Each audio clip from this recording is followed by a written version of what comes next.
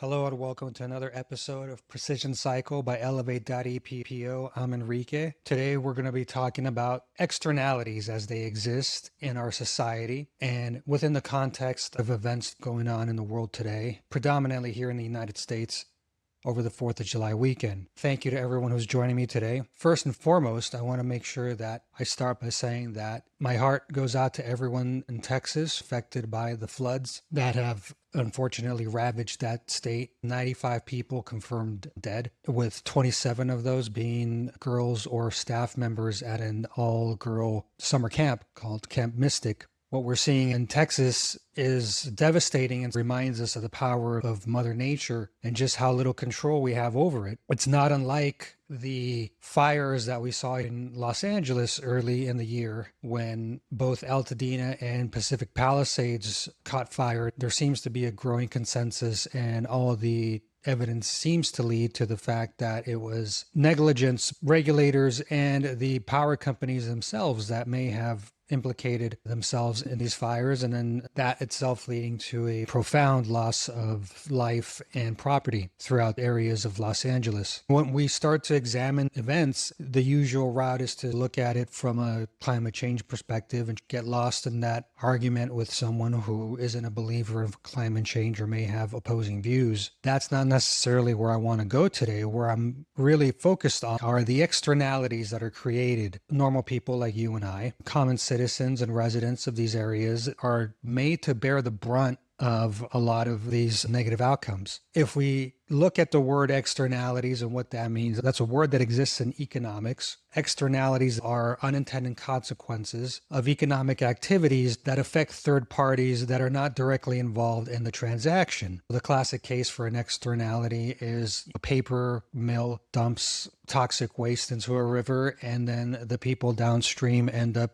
consuming that toxic waste. That is an externality. There are positive externalities that we see in society. This includes education, vaccination, the part of the residual effects of R&D, research and development units of pharma, and other technological outcomes. Obviously, the technology that you're watching me on right now is an externality of a lot of other investment that have yielded mass communication and cheap access to technology. Negative externalities, however, are like the aforementioned pollution. A company dumps pollution into the ocean. We all have to suffer for that. Traffic congestion is an externality of the automotive industry and political policies that promote the usage of vehicles. Secondhand smoke was a big one in the 80s and the 90s before, here in California, for instance, we got rid of it. That was an externality of the tobacco industry and wasn't something that a person who didn't smoke was intended to receive, but they did. Ultimately, that led to policy changes that got banned into public areas. That is how governments and the people usually respond to externalities, by implementing the power of government to ensure that everyday citizens who don't have any skin in that game are the ones not affected. Another one we can point to: drunk driving and DUIs and driving under the influence of pharmaceuticals. These are all externalities that exist as a product of a market creating demand and then selling that demand to people. As we repivot to both Texas and to California, we start to see how a lot of these externalities become normalized. There's reports now that we're 6-7 months past the fires here in California. Insurance companies are now being called to task over moving slowly on some of these claims and not being transparent with what's going on, and frankly are just conducting in what usual stereotypical insurance company behavior is, which is to not pay out people who pay their premiums on time and trust the system, and to drag their feet so that people can have less money on payouts, or the company itself be less likely to suffer any of those externalities. If we take an externality, put that into the realm of psychology, it's very simple gaslighting, and that is a product of disaster capitalism, and that is the language of the oppressor in many ways. The externality scam that exists is the very foundational tool for which this narcissism nation has given the power to essentially have dominion over us. When we look at that from a broader perspective, the idea that we have no power in any of these systems, this is where that classic control element comes into place that you hear from people who are seeking eating disorder treatment or that are at recovery programs. Because every time that I've sat down with someone in one of these situations, the one common theme that seems to always come up is I do this as a means to control my life.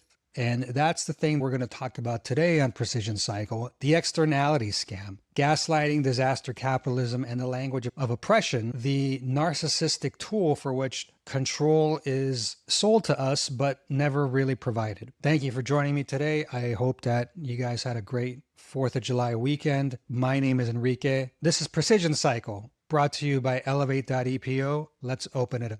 And so if we see the floods in Texas, we see the fires in LA. We see how Medicare itself is being cut by the recent spending bill that was passed in Congress. All of that is positioned as fiscal responsibility when it comes to Medicare, for instance. But they're symptoms of a system that profits from confusion. It teaches you to blame yourself when things go wrong, right? Why did you get in that car accident? Why did you buy that house so close to that burn site? Why did you decide to stay after your neighbor's houses got burnt down and you're living in a toxic waste dump? These are the things that oftentimes are placed back on citizens as that's just part of the deal that you have to live with because this is the price of freedom. If we're here in Los Angeles, you open your door, you open your window, and you look outside, you look east, a giant blanket of gray ash is not unique to Los Angeles because we are home of smog and having all the vehicles and that volume on the streets is something we have to live with here. But this particular blanket of smog that we're seeing now in July, that's more indicative of some of the residual effects of the burn scar from earlier this year. There is literally a pocket of gray smoke sitting on top of people in Pasadena, and people running up and down the street like nothing's happening, people going back to work, sending kids to school, to summer programs, all these types of activities, all the while walking through smog that you could cut with a knife.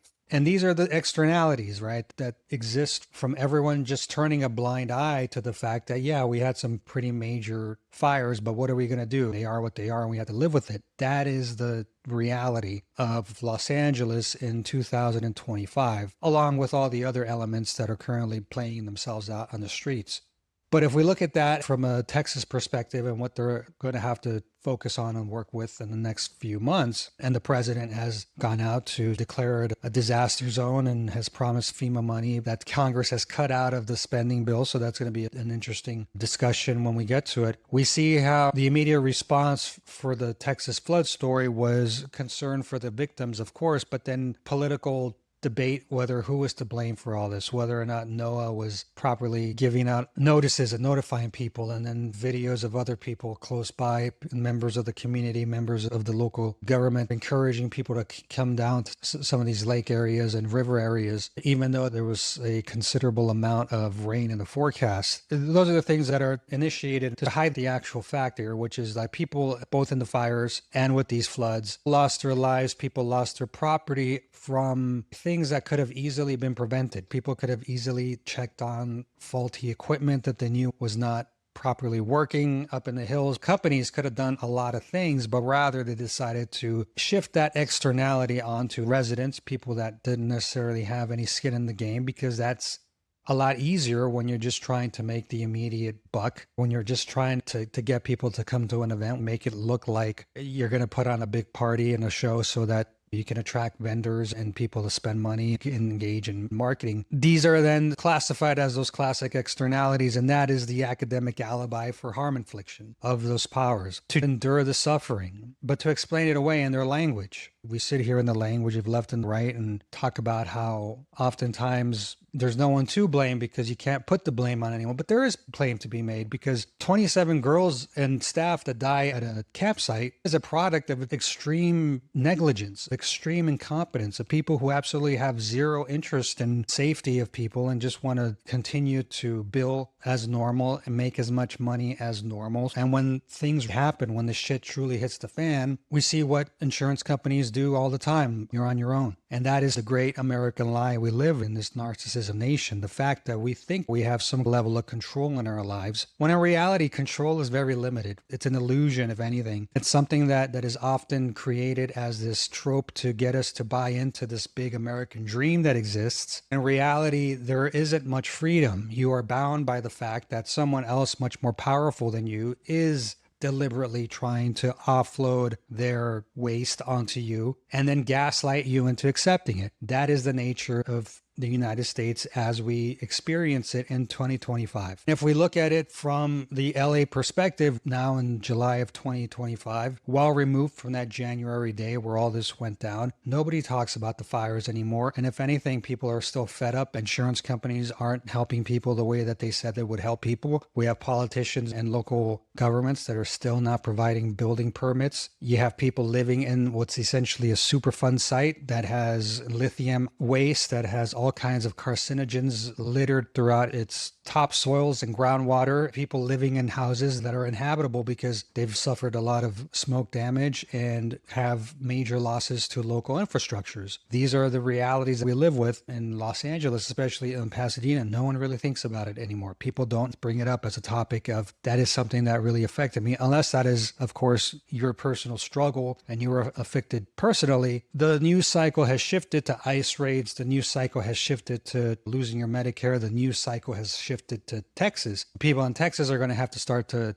worry with the fact that a month from now, no one's going to really care. And that's by design, because if we take the Medicare example, those cuts, they're not policy, they're abandonment rituals. That's the government essentially being the parent that is making you dance for your love and telling you that you're not good enough. This promise that if you work hard and trust the government and you trust this mechanism that they've put in there to help you with the social assistance, that when you turn 65, that might not be there anymore. That is classic abandonment, classic narcissistic abandonment and abuse, because it's essentially blaming you for the issue. We can't pay you because you spend too much money and you make us spend too much money. So because of that, we're going to have to cut it. That is also like the insurance denials. That's gaslighting 101, right? Because they tell you this is your responsibility to go out there. I just go back to my own experience, not with the fires, but with the traffic accident I was involved in a couple of days before the fire. I essentially had to threaten this company that I was with actual litigation and filing reports with the Department of Corporations and with the insurance commissioner here in California, just to get back my $250 deductible, which was mine to begin with. It was my money. I was sitting at a stoplight minding my own business when suddenly a Jeep runs a red light, hits one Lexus, and then that Lexus pushes that Jeep into me. Literally just sitting there, not being part of anything. I get affected. I get hit on collision by this Jeep. And rather than the insurance company recognizing that, yes, you do have a claim and you have been injured and you have a right to your deductible because for the collision insurance, it wasn't your fault. It took me 6 months and even having to threaten people on the 4th of July in emails for them to come back this morning and tell me, here's your $250. The way that it was presented to me with the phone call voicemail that I received was with the sense that I should feel grateful that they decided to put an advance on the subrogation process and give me my $250, as opposed to saying, you know what, you're right. These $250 that you made us and threatened us and had to force us to give you, it's here, it's yours. That is gaslighting at work. And that is the issues that we're seeing every day here when it comes to how we navigate the world with the very little control that we have. And if we look at Paulo Freire, the Brazilian sociologist who wrote The Pedagogy of the Oppressed, he tells us that true liberation begins when the oppressed recognize the false generosity of the oppressor. This insurance company isn't being generous to me. They're positioning it as if they've gone above and beyond to provide me with this refund. The reality is I'm being gaslit in real time, made to feel as if my pain and my claims here are not legitimate and they are the one corporate actor who's the one good actor in all this that's coming through in the end. They're the ones who have dragged their feet for 6 months, illustrated nonstop incompetence, and are working in concert with the legal industry, which themselves are also a money-producing part of all this, because they do work in concert, the legal system with the insurance company. It's a very symbiotic relationship where if the case is too complex, the lawyer's not going to take it, and they're very hesitant to bring any action against the company because they recognize that they do business with these companies all the time and that it messes up their reimbursement models. But here's the thing, and the system is intended to make you crazy because it's intended to make you want to feel the control that you don't have, right? And it's intended to make you feel this pull that you're being driven to madness by systems that teach you to blame yourself for their collapse. And these are the things that we very much in this society today live with. The government positioning it that you should know better to live in a place where we get flooding. You should know better than to trust companies that say that they have everything under control and obviously don't. This is what I saw all the time at residential: eating disorder, addiction, suicidality. That's the language of the body when speech is denied, right? There's nothing left there but to have this internal self-attack, like a histamine attack, with the reaction being very negative thoughts that promote intrusive thoughts of self-harm, intrusive thoughts of wanting to take back control by regulating what we put in our body, regulating how we're going to process emotions and then dissociate from the pain that those emotions give us. And the thing that PrecisionCycle works to help clients come to is that understanding that you're not crazy for wanting control. You're not crazy for wanting to have that element of control in your life to satiate you and make you feel safe, because that is a very real feeling and a very real component to humanity. This idea that I want to feel safe, it's part of Maslow's hierarchy of needs. And so when we look at Freire and what he writes that the oppressed are not only dehumanized, but told to view suffering as a personal failure. This is America in a nutshell. Demonize people who don't make $10,000 a month. We demonize people who have to reach out and ask for assistance. We demonize people who aren't fortunate enough to have the opportunities many of us had to get educated and obtain the skills to work in positions that pay a living wage. This is why PrecisionCycle exists, to give clients that language. When you give clients that language, they're able to conceptualize their worlds in a way that gives them agency to move forward. There is a reason why employers mistreat you at work, put you on PIPs, and tell you all kinds of things about you that are false, but make you feel like you're the problem, because they know that the average person isn't going to fight back. The average person isn't going to reach out to a lawyer to sue the company for wrongful termination. And if they do, they're going to encounter a legal system that is going to treat them like they were the problem to begin with, and that is going to completely dismiss any of their pain because it doesn't fit within the rubric that legal organization operates under. There's a reason why lawyers like to litigate wage theft issues, because those are pretty cut and dry. But when it comes to actual harassment, when it comes to actual wrongful termination, when it comes to whistleblowing protections, no real lawyer wants to touch that because it doesn't fit the operating model that works for their financials. It's too much work and it's not worth their time, because they'd rather have something cut and dry that they could put into some class action and then get that result, rather than really fight for the justice of a person that was truly wronged. And that's what PrecisionCycle's here to, is to give you the language so that you know when you have been wronged by an organization, by a government, by an entity, by someone, so you then have the pathways for your own relief.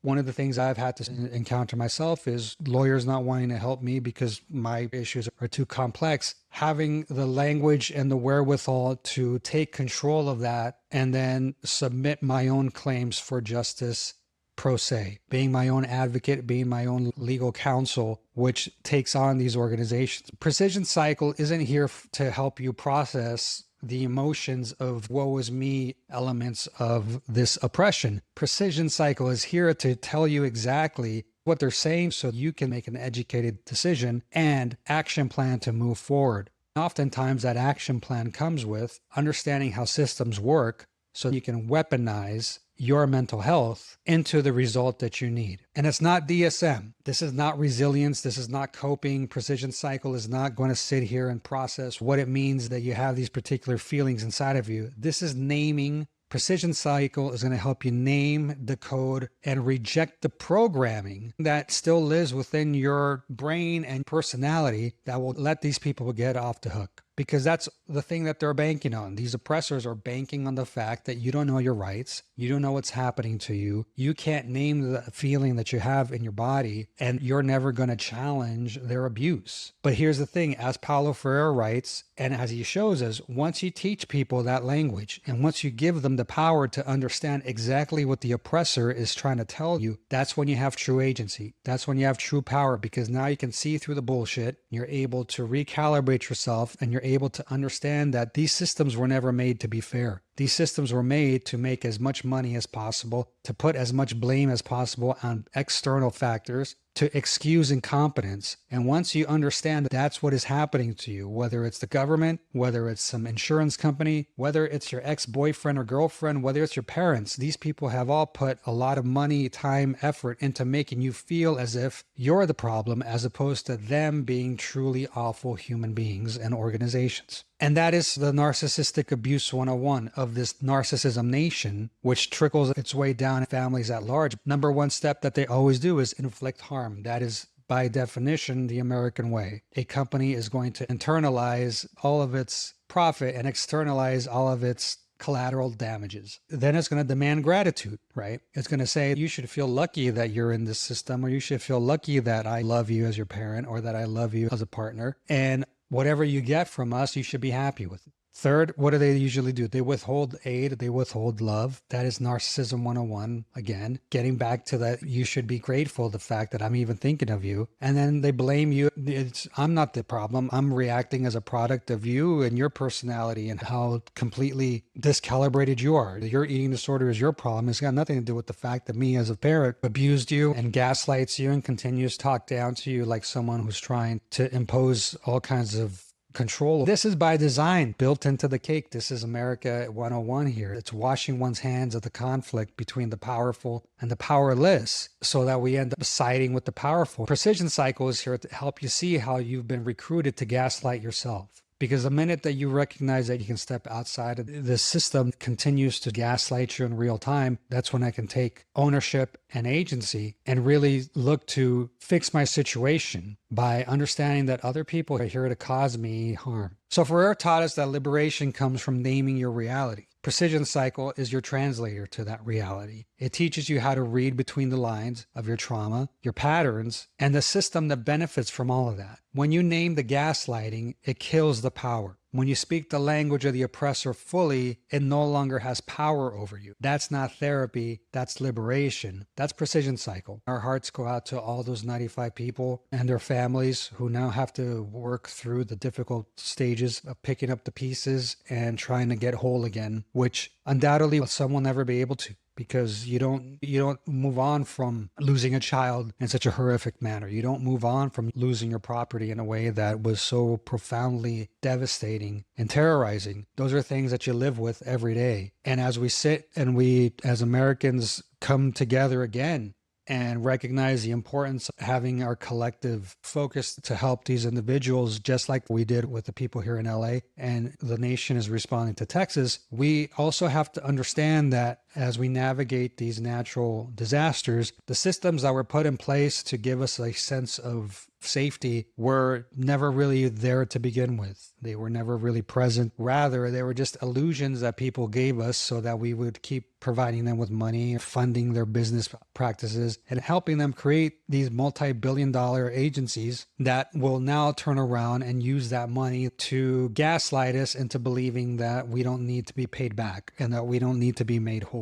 And as I sit here, July 7th, 2025, I'm calling on everyone out there to keep the pressure up, to make sure that we are maintaining our solidarity with our fellow Americans by demanding that governments keep their word, by demanding that insurance companies keep their word, by demanding all these other actors here in California keep their word and pay out what they need to pay out, by demanding that our local governments begin to ask questions and make people who have suffered truly whole again, rather than give the illusion that they're doing something. If we look at LA, there's a lot that's been going on. The fires are something that really have become not so big of a topic anymore. And we're seeing in real time how now the government has decided to stop providing permits to rebuild these areas, partly because they recognize that a lot of these places are toxic waste dumps. Doing so would probably lead to far greater externalities than they're prepared to pay out for. PrecisionCycle is here to help you see through all of that dysfunction, because the reality is that we're truly on our own. And unless we recognize the power that we have within our own voices, and unless we recognize what they're trying to tell us, we're never going to be able to really be free in a society, because we will always be beholden to someone else's control and to someone else's version of what they feel our lives should look like and what we're entitled to. This has been a presentation that I hope has really illustrated how we have to come together and own a lot of our own mental health, and how we have to really become those operators who move away from simple processing of emotion to understanding what the words and these activities are doing to our bodies, so we can fight back against that. You don't gain control by dissociating, not eating, or going into a vape pen or a pipe or any other type of pill consumption that people might utilize to dissociate. You gain control by understanding how people are talking to you, what they're saying to you, how they're saying it to you, what they mean, and how you can fight back. Thank you very much for joining me today on this episode of Precision Cycle. We are in the midst of our July recalibration. We're available for clients who want to come and start understanding how their lives and environments are shaping their mental health and what they can do to help fix that and create a better outcome in their life. Please feel free to reach out, DM me at PrecisionCycle TV, YouTube, Instagram, TikTok, Threads, or Enrique at elevateepo.com. We are ready here to receive you and to work with you if you're ready to start moving away from the process model of mental health and more into the action-oriented next steps, liberation element parts of health, which lead to personal growth and self-agency. Again, we're offering our $100 referral special. Send us someone you feel will be a great candidate for Precision Cycle. They sign up, you get $100. That quick, that easy, no strings attached. That's how confident we are in Precision Cycle and the people you bring us and refer to us, or if you yourself want to come and refer yourself, that is how confident we feel Precision Cycle will be able to help you regain control of yourself, regain control, so that we're not having to engage into our behaviors that are built on narcissistic defense to narcissistic abuse. As Enrique Raga, thank you very much for joining me. We will be back on Wednesday for another episode. Once again, our hearts go out to everyone in Texas, praying that anyone still missing can be found healthy and safe, and that those families of those 95 people who have lost their lives and all others who have lost their homes and property are able to regain some sense of balance and can be made whole again. We are truly with you. Please feel free to reach out if you want to learn more about Precision Cycle and how we can help you with your mental health concerns. Thank you very much.